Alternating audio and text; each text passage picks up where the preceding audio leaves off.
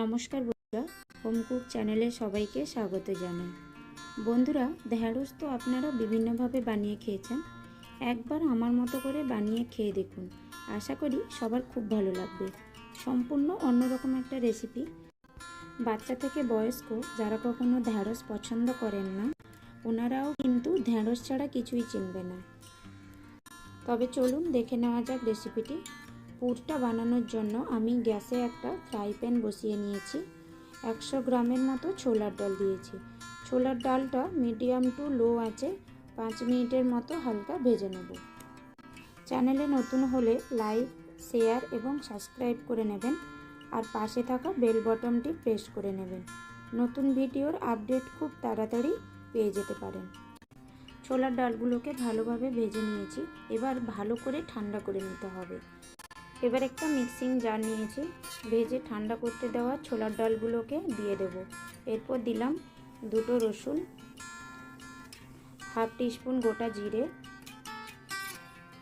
এবার সমস্ত উপকরণগুলিকে ভালো করে একটা স্মুথ পাউডার বানিয়ে নেব। দেখুন এইভাবে পাউডার বানিয়ে নিয়েছি। এবার এটাকে সাইড করে রেখে একটা মিডিয়াম সাইজের বাউল নিয়েছি। ওতে 500 ml মতো জল নিয়ে ঢ্যাঁড়সগুলোকে ভালো করে ধুয়ে নেব।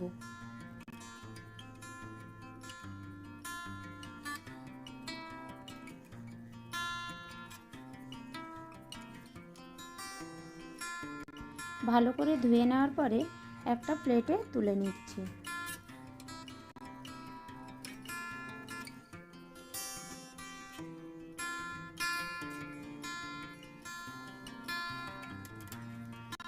এবার ধোয়া ঢ্যাঁড়সগুলোকে একটা একটা করে নিয়ে সামনের পেছনের অংশটা কেটে বাদ দিয়ে সমস্ত ঢ্যাঁড়সের গায়ে একটা করে কাট লাগিয়ে নেব।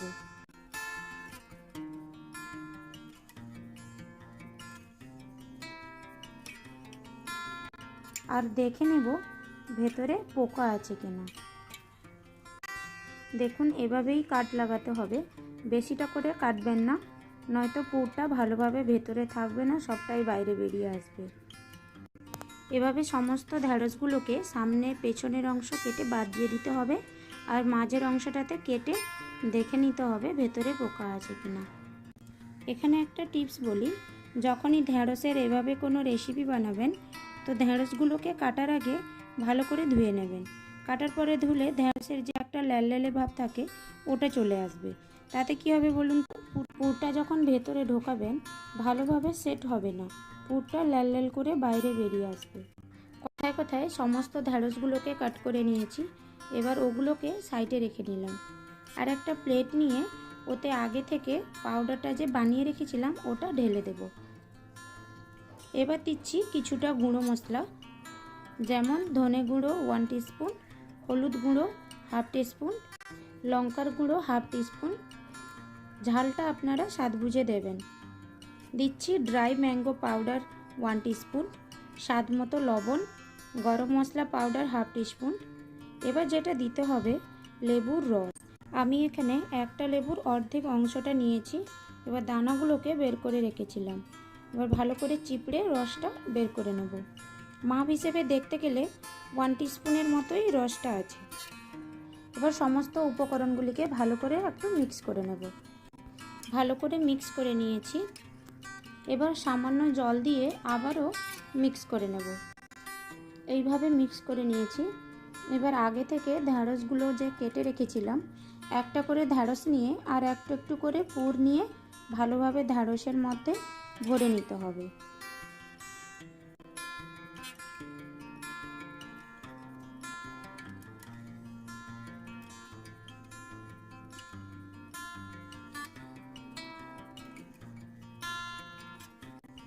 এইভাবে এক এক করে সমস্ত ঢ্যাঁড়সের মধ্যে পুরগুলো ভালোভাবে ভরে নিয়েছি। দেখুন তো এইভাবেই দেখতে কত সুন্দর লাগছে, তার মানে খেতে কতটা সুন্দর হবে। এবার গ্যাসে একটা ফ্রাই প্যান বসিয়ে নিয়েছি। দিলাম 2 টেবিল স্পুনের মতো সর্ষের তেল। রিফাইন তেল দিলেও চলবে, কোনো অসুবিধে নেই। এবার এক এক করে পুর ভরা ঢ্যাঁড়সগুলোকে সাবধানে বসিয়ে দেব। সমস্ত ঢ্যাঁড়সগুলো বসিয়ে নিয়েছি।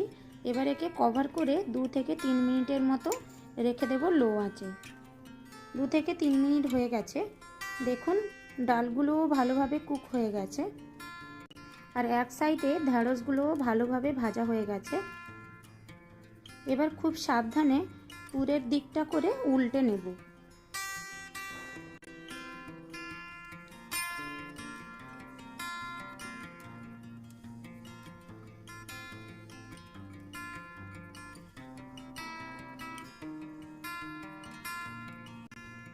এক এক করে সমস্ত ঢ্যাঁড়সগুলোকে ভালোভাবে উল্টে নিলাম।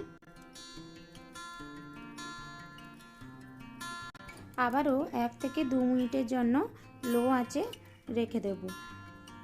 1 থেকে 2 মিনিট হয়ে গেছে। দেখুন ঢ্যাঁড়সগুলো সম্পূর্ণভাবে কুক হয়ে গেছে আর দেখুন কত সুন্দর এপিড ওপিড লাল লাল হয়ে ভেজেও গেছে। রেসিপিটি সম্পূর্ণভাবে রেডি। গরম গরম ভাতের সাথে পরিবেশন করবেন।